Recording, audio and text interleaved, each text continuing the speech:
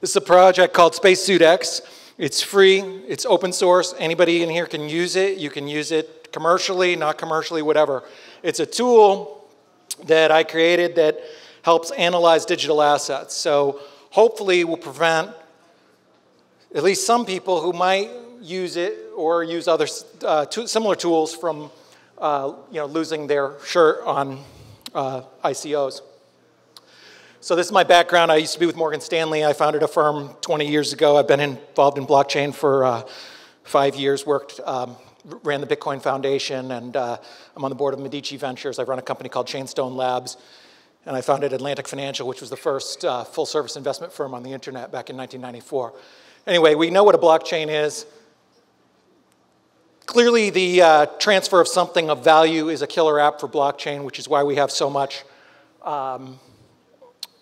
hype around tokens. So here's the tool. Basically, it's an acronym. Spacesuit X stands for 10 things that you should look for when you're analyzing an ICO or any digital asset. Could be Bitcoin, could be Ethereum. And I'm going to run through these really quickly, what some of the factors are with each area that you look at. And we have a tool online. Again, this is free. You're welcome to use it. You can put it on your own website. If you're a hedge fund, you can use it in your commercial documents, whatever you want. This is totally open source and free for anybody to use. These 10 letters correspond on the website. There's a little tool where it's 10% each. So you can rate these things. You can say, okay, I rate Bitcoin security a 9. I rate Bitcoin participation a 10. Whatever, and you go down the list and you can have a score. So any analyst can take this and say, okay, I only want things that I score 70 or above, or security of 8 or above, or whatever your own criteria is. And you can make your own definitions for each of these terms. And it will be subjective, but at least it's something where people are on somewhat the same page. You may disagree about what security means or what participation means, and everybody will have different views for different projects, but you can define those things, especially if you're an analyst. You can define them in a somewhat organized manner, and it might help cut through some of the hype. So that's what I just explained. So security. So first thing we want to look at is how secure is this blockchain? How secure is the smart contract? What is it running on? Most tokens these days are ERC-20 tokens running on Ethereum. A lot of people who are buying tokens aren't even aware of where the token is issued, how it's issued, what it is, what it's working on, what is the blockchain, how secure is the smart contract, has it been audited, all of these kind of things, very important. Participation, who is the, what are you getting for this? This is the basic fundamental question that people should be asking. What are you getting for these tokens? With most of these tokens, you're getting nothing, and you will lose all your money because you don't have anything other than a token that doesn't represent anything. So you want to know, what exactly are you getting? Are you getting a token where the goal is to sell it later for more? Because that is a completely and totally unsustainable model that will absolutely fail, absolutely result in ruin. It's never in the history of anything have you had a sustainable period where something that has no ties to anything of any value has had value in itself. So you want to say, what is it tied to? Is it tied to future earnings? Is it, is it a security? Is it an illegal security? If it's a token, what's it for? Is it usable? Is it not usable? Is it an API key? Am I donating money to a nonprofit foundation that I'll never see again? These are definitely things that you want to look at. What exactly are you getting for the token? A is accounting and legal. How do they account for units of this? Is it centralized or decentralized? What is the legal status? Is it legal or illegal in your jurisdiction? What about other major jurisdictions? Is it something that's going to be legal to trade? Are you going to have liquidity? What are the risks? Are the founders of the project going to get in significant legal trouble? Is it going to be banned by exchanges in a certain country? Community management and team, that's important. Who's building this? Who's involved? Do they have a GitHub? Are developers involved? Are people contributing? What is the overall community like? Are there lots and lots of brand ambassadors? Are there people using this? Are there people active? Do they have meetups? Earnings. This is, again, super basic in the real world, but it's sometimes forgotten in the world of tokens. How is this project going to make money? Even the most hyped basic business plans of the dot-com era at least had a plan. They all said the same thing. You know, this is a $10 billion market and we're going to capture 10%. But at least they had a goal. With a lot of ICOs, they don't really have even a hope or dream of having any kind of earnings that's attached to any sort of token. So as the old saying goes, if you don't have a plan to where you're going, you just might get there. And that could happen. So you want to see what are the earnings? Will this project earn anything? Can it justify the valuation? If you have a token that's worth $100 million, where do you base that valuation from? Is it just because you think it's worth it because other tokens are worth it, or because you think it's going to be worth 200? Again, those are not sustainable models for valuation. You want to say a thesis, and it could be something like, I think Ethereum is going to be broadly used by a lot of institutions and tokens are going to continue to grow. Okay, so that's a thesis of why you would think that there's some value behind Ethereum or Bitcoin or any token. Now, if you have a token that, for example, is a security and they have a classic business plan that says, here's where we are, here's our revenue, here's our goal, that's pretty easy to, that's pretty easy to quantify. Some of the other ones, when you get into these complex usability tokens, which really are not designed for you as an investor, they're designed for the founders to raise more money faster by having a kind of gray area of legality and avoiding securities laws. So that doesn't help investors. It's something you should be aware of. This is a really important one, supply and demand. Is there demand for this coin? Will there continue to be demand of this coin? What is the supply? And how does the supply work? Is it a fixed supply? Is it a limited supply? Is there some central person that can just issue more of these and devalue your currency the way Janet Yellen can? That's probably a big disadvantage depending on your own philosophy about what you think has value. Personally, I think that scarcity is a key component of anything with any value.